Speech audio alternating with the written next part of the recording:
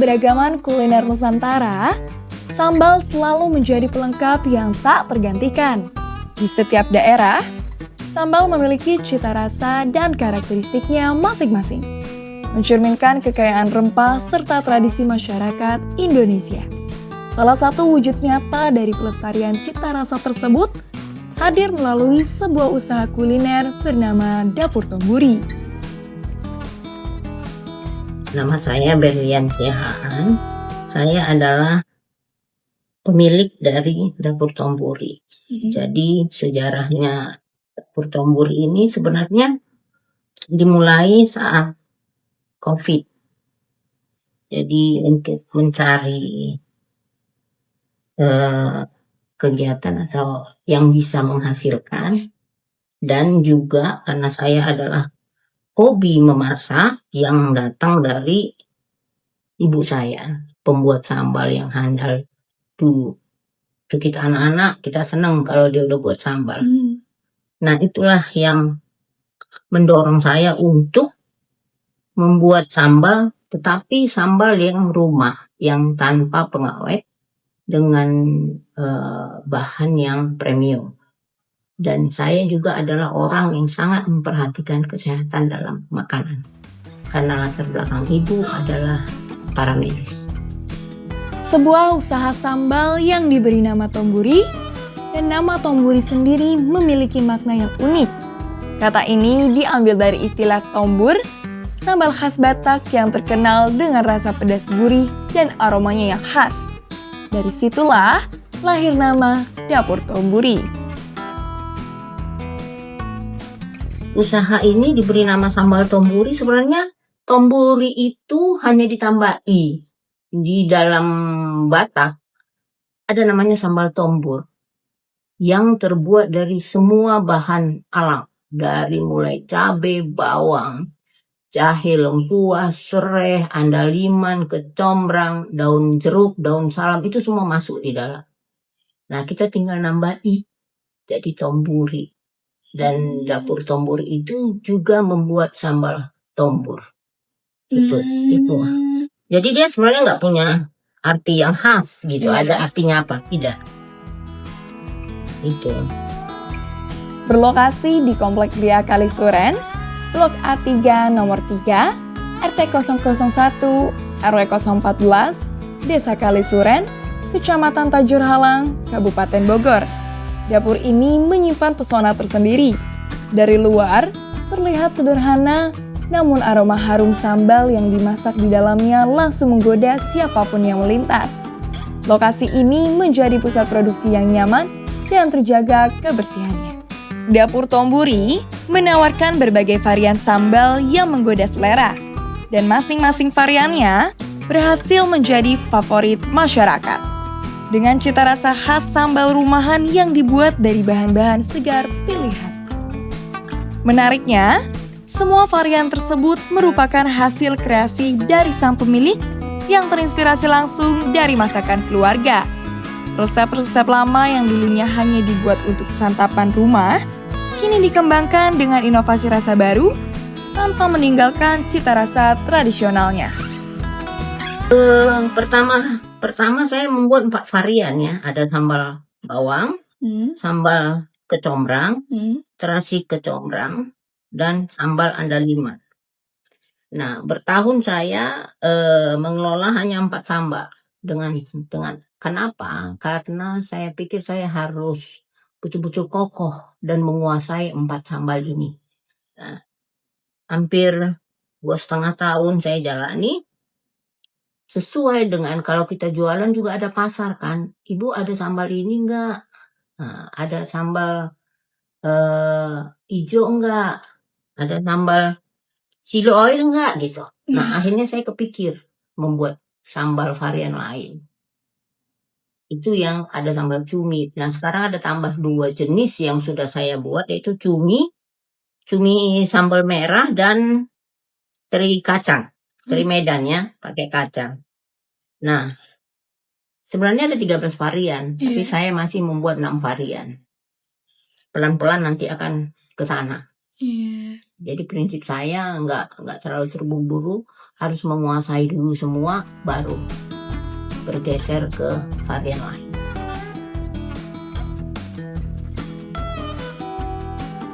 Nah, ini dia agak sulit ya. Pertama itu orang senangnya sambal bawang. Nah, sesuai bergerak waktu, karena ada kecombrang, kecombrang bisa jadi bestseller dengan andaliman. Nah, nanti dia bergeser lagi, dan untuk sekarang ini yang paling diminati orang sambal bawang, balik lagi ke sambal bawang. Tapi memang kecombrang dan andaliman itu tetap ada ininya ya, ada peminatnya. Itu. Jadi ya tergantung lidah kali ya. Ada orang yang tidak familiar dengan kecombrang, nggak suka saya kecombrang, baunya nggak enak. Nah, jadi orang ngambil netral bawang. Karena ibu kalau buat sambal bawang itu 1 kilo cabai, 1 kilo bawang. Jadi manisnya itu dari bawang, bukan dari gula. Walaupun diberikan gula, tapi hanya sedikit. Jadi satu batch itu berisi 1 kilo cabai, 1 kilo bawang, itu gulanya hanya 1 sendok teh. Jadi hanya memunculkan rasa aja. Tapi manisnya itu datang dari bawang sendiri. Dan bawangnya juga Brebes yang middle. Nggak boleh yang kecil, nggak boleh yang besar. Karena apa? Yang besar itu kandungan airnya banyak. Itu yang harus kita kurangi. Jadi yang tengah itu lebih wangi, lebih pedas. Kandungan air lebih sedikit. Jadi anatominya semua bahan itu harus kita kuasai. Supaya menghasilkan sambal yang nikmat.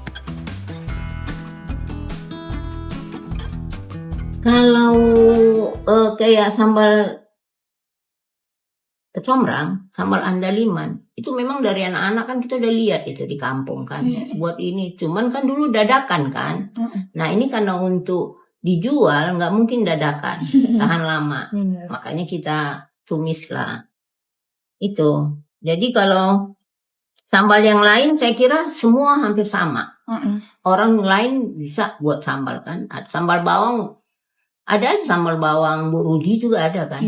Nah, tapi apa yang membedakan itu yang menjadi unique selling ibu. Jadi kita nggak pernah merasa takut tersaingi dalam hal negatif, misalnya takut disaingi. Enggak, justru ada kompetitor itu memajukan kita. Kita berusaha apa yang lebih dari saya yang akan saya kasih ke orang sehingga orang akan datang membeli. Itu yang harus kita buat. Jadi bukan cemburu sambalnya laku, enggak.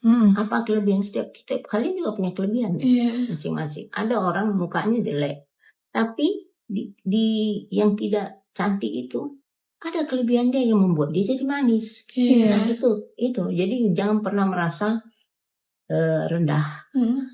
Harus diingat. Jadi ibu juga sambal ini gitu. Apa yang membuat lebih? Ya itu tadi. Bahannya premium, dibuat dengan bersih, kemudian semua dengan temperatur dan waktu yang sama, tidak menggunakan teknologi penggiling itu, blender. Itu yang membedakan. Soal harga, Dapur Tomburi paham mengenai target pasar yang dituju. Harga yang ditentukan tergantung pada varian dan ukuran. Harga yang terjangkau dengan kualitas rasa premium membuat sambal ini semakin dinikmati berbagai kalangan. Untuk yang ada dua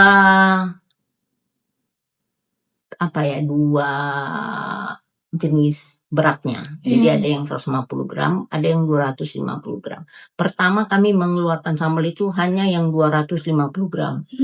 Tapi kepikiran juga ada orang yang uangnya nggak cukup. Dia maunya separuhnya gitu. Akhirnya kita buatlah sesuai dengan permintaan pasar, buatlah yang kecil yang 150 gram. Nah itu harganya 40.000. Untuk yang gedenya 75.000 yang 250 gram.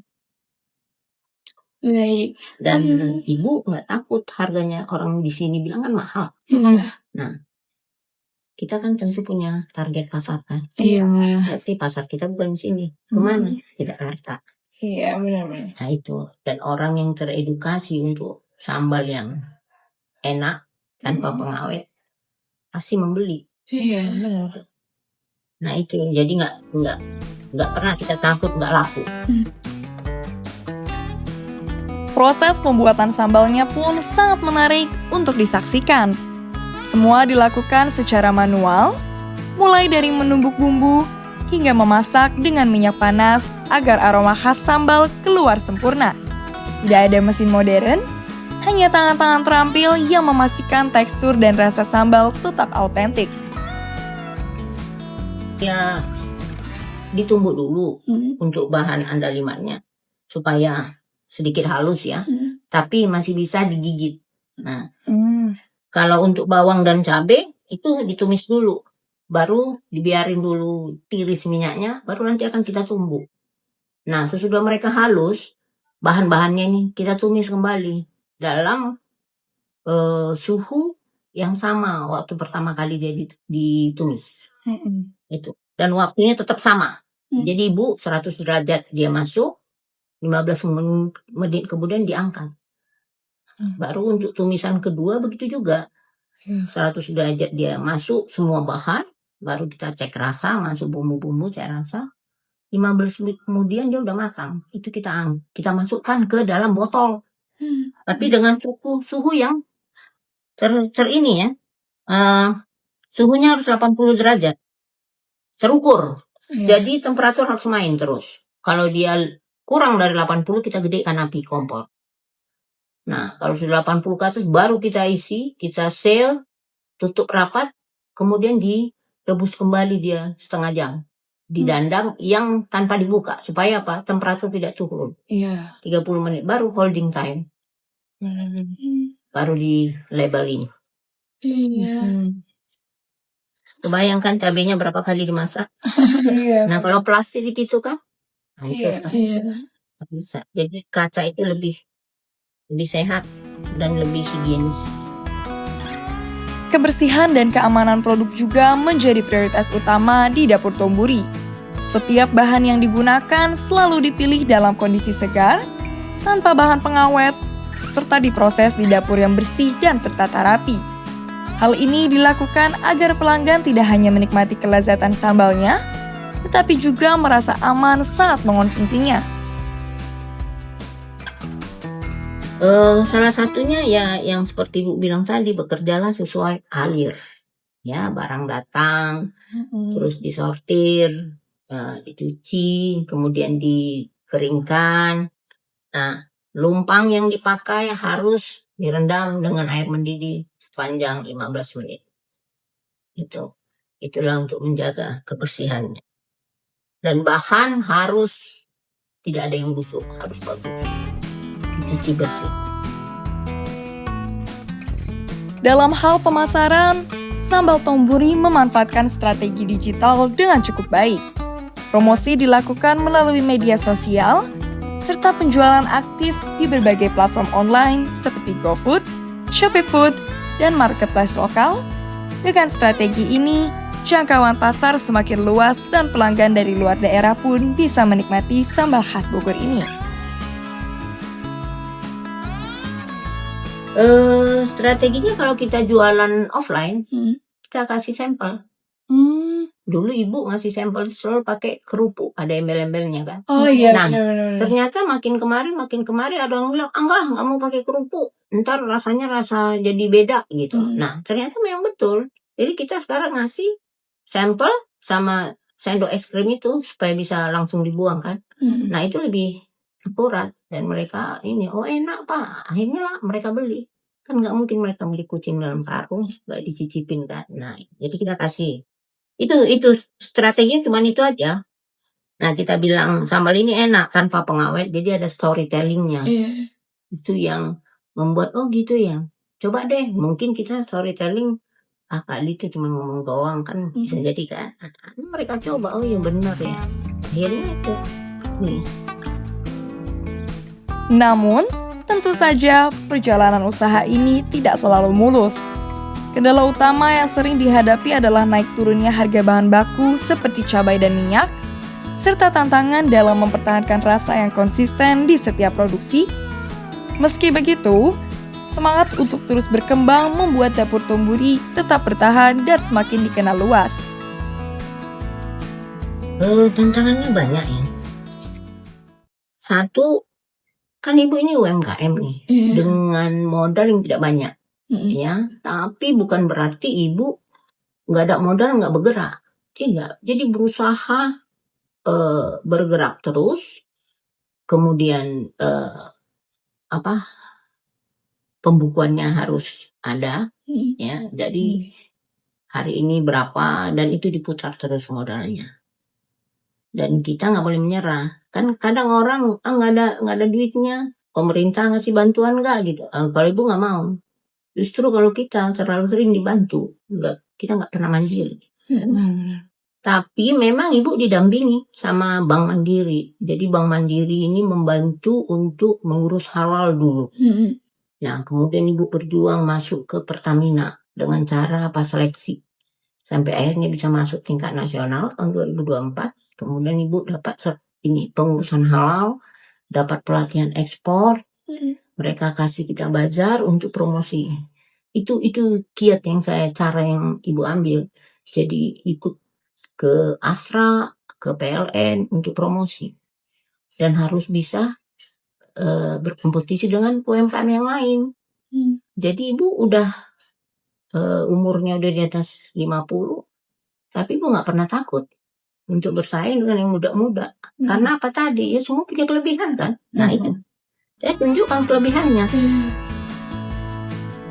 Kedepannya, dapur Tomburi memiliki harapan besar untuk terus memperluas jangkauan penjualan, menghadirkan lebih banyak varian sambal khas daerah, dan membawa cita rasa pedas Indonesia ke pasar yang lebih luas. Dengan menjaga kualitas, kebersihan, dan cita rasa tradisional, sambal Tomburi optimis bisa menjadi salah satu ikon kuliner khas Bogor yang membanggakan. Kalau ibu harapannya satu, pengen ekspor. Benar. Itu aja. Jadi kalau udah ekspor rasanya pasti akan lebih ini lagi ya, tantangannya lebih banyak lagi.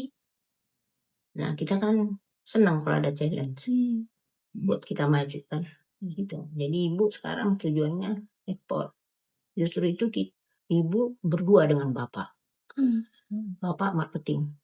Jadi kalau Bajar dia pintar memasarkan ini. Jadi ibu fokus di produksi. Itu. Belajar ekspor juga bapak. Karena apa? Hitungannya ada. Ketika kemas ini ibu udah nggak sanggup. Kenapa? Karena udah fokus di produksi. Dan ibu rumah tangga juga. Itulah. Download Tribun X sekarang. Menghadirkan lokal menjadi Indonesia.